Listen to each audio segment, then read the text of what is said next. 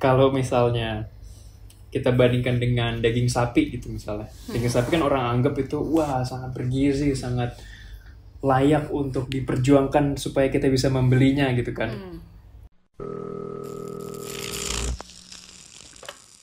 Hello, Latte ID speaking. Please hold on a moment.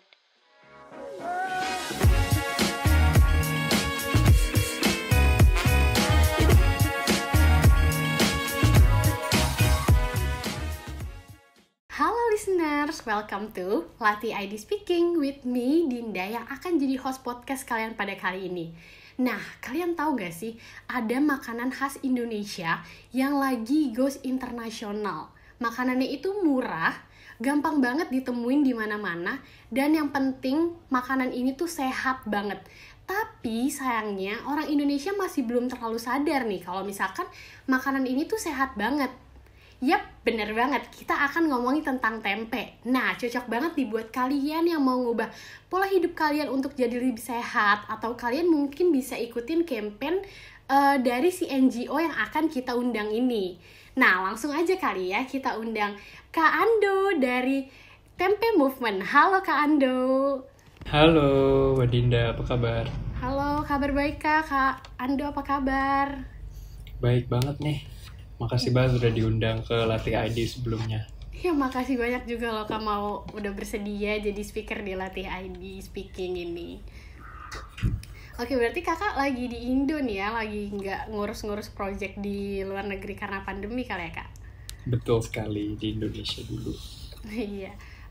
Oke, karena sekarang udah ada Kando, mungkin kita bisa langsung aja kali ya masuk ke segmen Bisik Tangis, bincang asik seputar bisnis.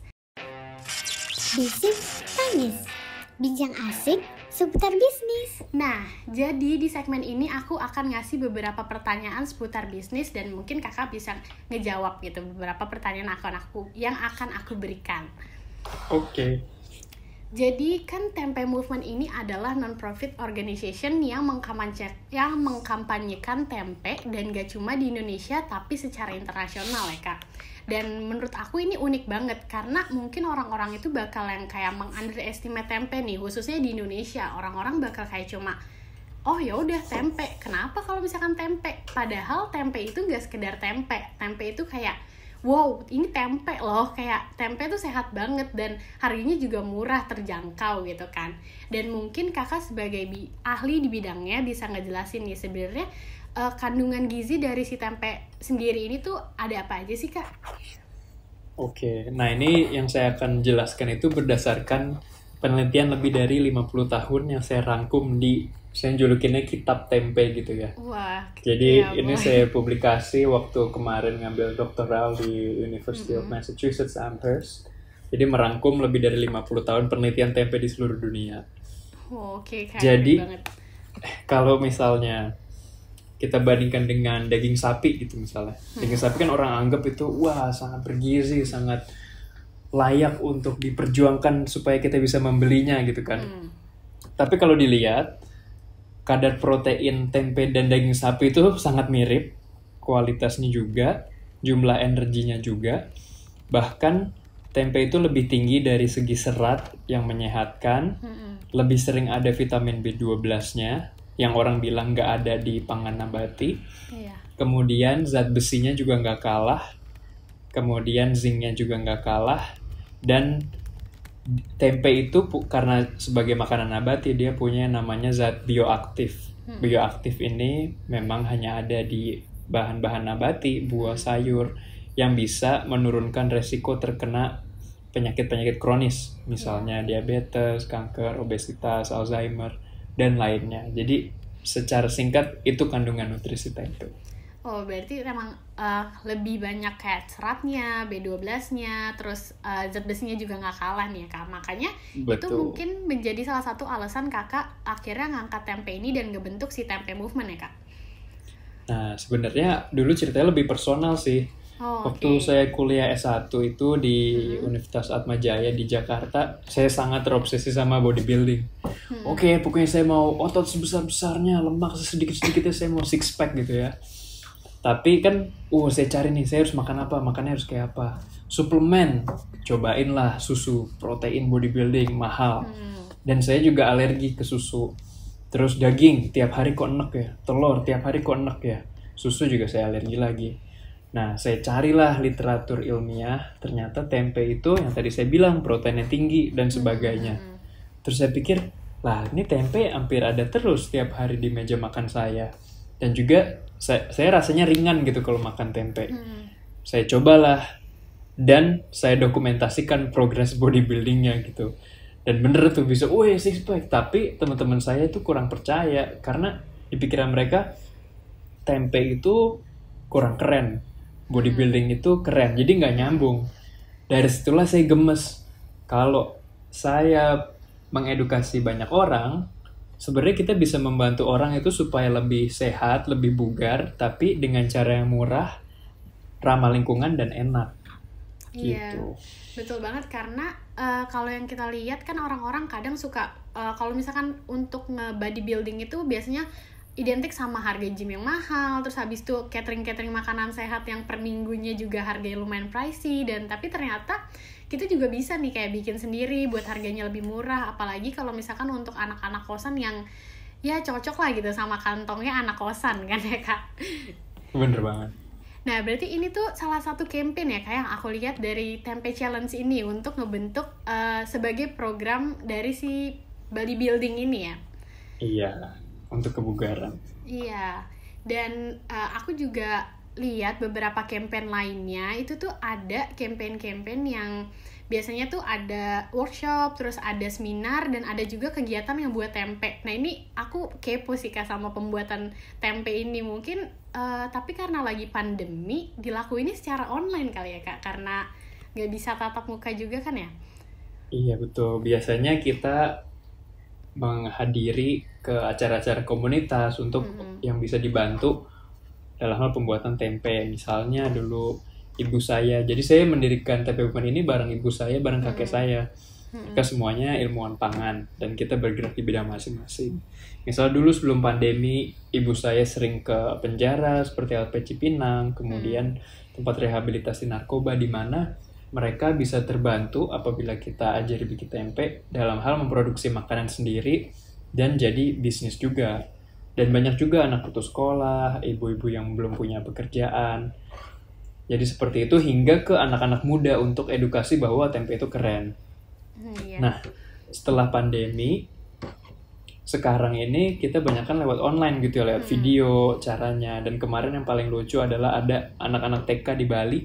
Anak-anak TK di Bali ini bikin semacam video ala-ala YouTuber gitu. Iya.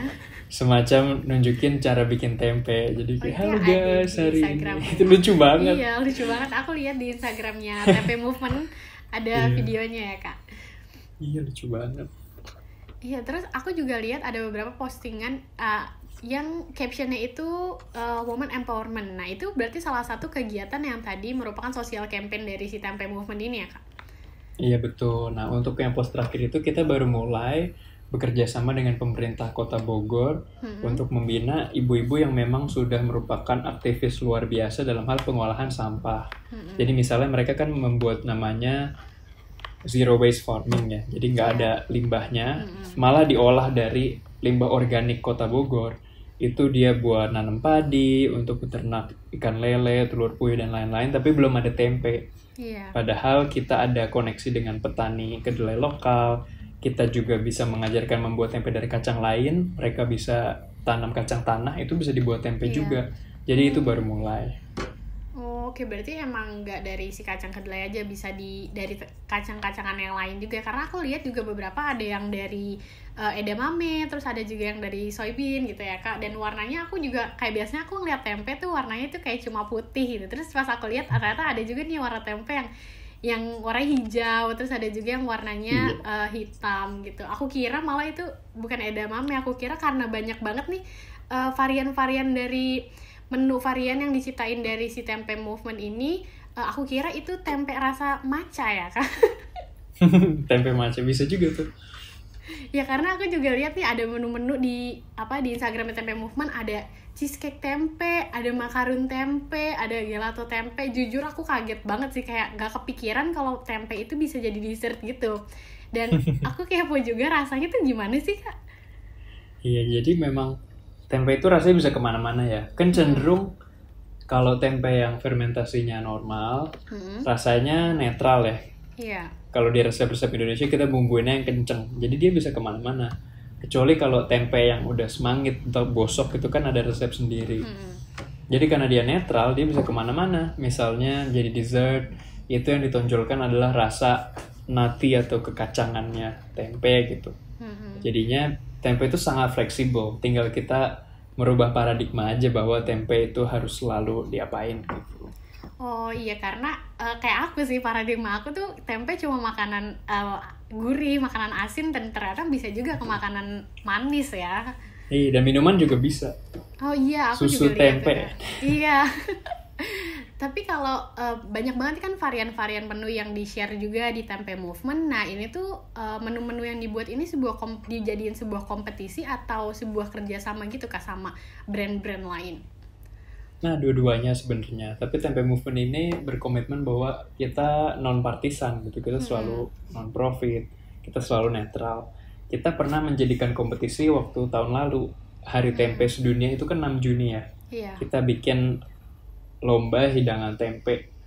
Nah, itu banyak pemenangnya dari Indonesia, Afrika Selatan, dari Amerika, dari Belanda, dari Inggris. Jadi macam-macam negara ada pemenangnya gitu. Dan misalnya di Indonesia yang menang tuh Dr. Debrina Dewi bikin sourdough tempe gitu. Terus dari negara lain ada hidangan tempe macam-macam lain. Jadi emang ternyata orang-orangnya juga pada aktif nih untuk ikut dari kampanye si Tempe Movement ini. Betul. Tapi kan tempe ini lebih identik ke Indonesia ya Kak, dan si Tempe Movement ini bergeraknya secara internasional. Pasti kan tempe ini juga masih asing di dunia internasional. Nah, mungkin itu gimana sih Kak cara awalnya ngenalin tempe ke dunia internasional? Pasti karena challenging banget ya. Iya, jadi memang harus ada penyesuaian. Kalau di Indonesia kan lebih mendobrak paradigma bahwa tempe itu makanan murah, kurang keren, kurang bergizi. Kalau di luar negeri itu lebih kayak mereka tuh tahu tempe aja enggak. Tapi yang mereka tahu adalah semua orang butuh makanan sehat, butuh makanan tinggi protein. Kemudian orang-orang yang kesadaran pola hidupnya udah mau lebih ramah lingkungan, lebih etis, lebih sehat juga. Banyak yang mulai mengadopsi seperti pola hidup vegan, vegetarian. Jadi kita datang dari sisi itu. Jadi rumusnya adalah kita perkenalkan, misalnya nih segitiga gitu ya, setengah segitiga itu orang yang udah tahu, setengah segitiga itu orang yang belum tahu. Jadi tempe untuk makanan nabati masuk, tempe untuk makanan sehat masuk gitu. Jadi kita sesuaikan dengan audiensnya. Oh, jadi emang cara pendekatannya beda-beda ya, karena untuk strateginya juga pasti berbeda, dan sampai akhirnya orang-orang jatuh cinta banget nih sama si tempe ini. Bener banget. Ya, dan oke, kita masuk dulu kali ya Kak ke segmen games nih. Kan dari tadi udah tanya jawab, dan kita bakal masuk ke segmen Gemoy, Game Santuy. Gemoy, Game Santuy. Nah, jadi di segmen ini aku akan ngajak kakak main permainan. Nah, permainan kali ini adalah Would You Rather. Nah, nanti aku akan ngasih kakak beberapa pertanyaan, dan kakak akan pilih kira-kira milih yang mana nih ya, gitu. Gimana, udah siap belum Kak? Oke, siap. Oke, pertanyaan pertama. Would you rather spend 1 miliar untuk beli luxury cars atau ngebeliin para pekerja iPhone 12? Ngebeliin para pekerja iPhone 12. Jelas banget ya Kak. Karena mungkin untuk kebantu ini kali, untuk brand awareness juga nih, kalau misalkan kerja bisa sambil story pakai iPhone 12 biar nggak pecah-pecah gitu. Iya, kan produktif. Iya, betul. Terus, oke, pertanyaan kedua. Would you rather gak bisa nonton film atau gak bisa main sosial media lagi?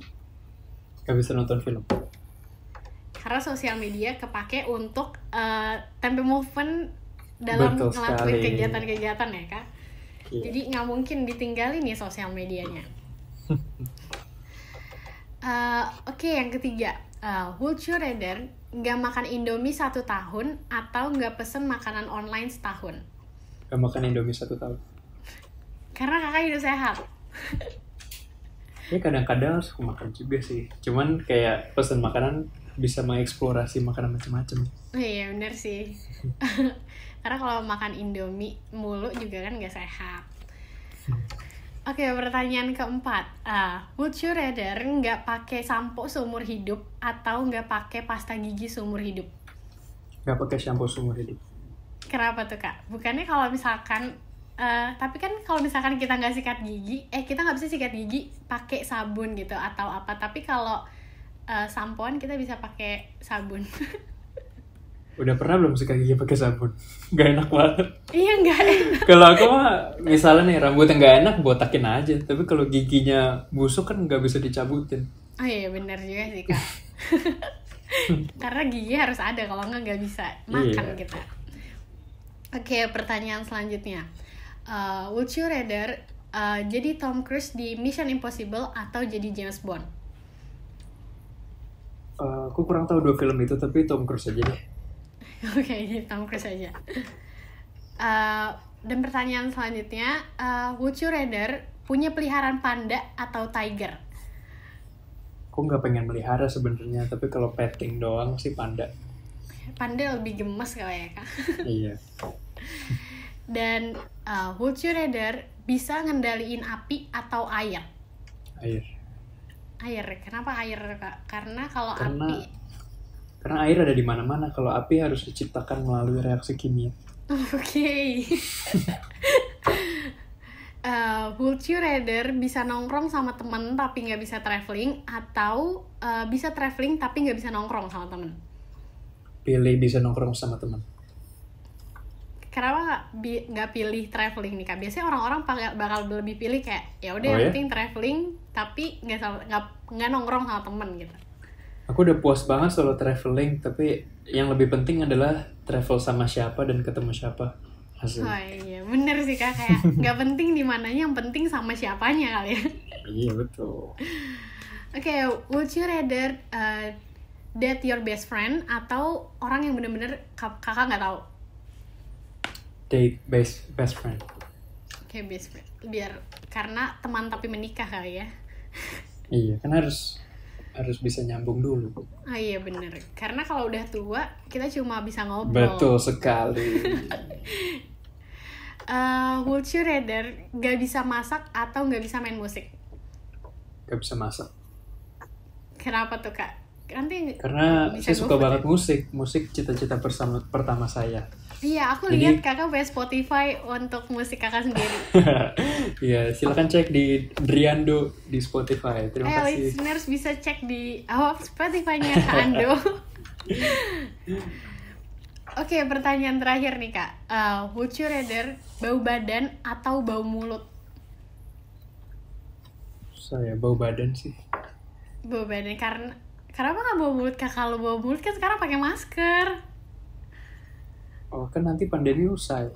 Ah, iya, Pakai deodoran aja. iya benar juga sih. Oke, jadi itu beberapa pertanyaan dari games kita. Mungkin karena siapa main games kita napas dulu nih bentar. Dan kita akan masuk lagi ke segmen yang kita akan tanya-tanya lagi seputar bisnis lagi, tapi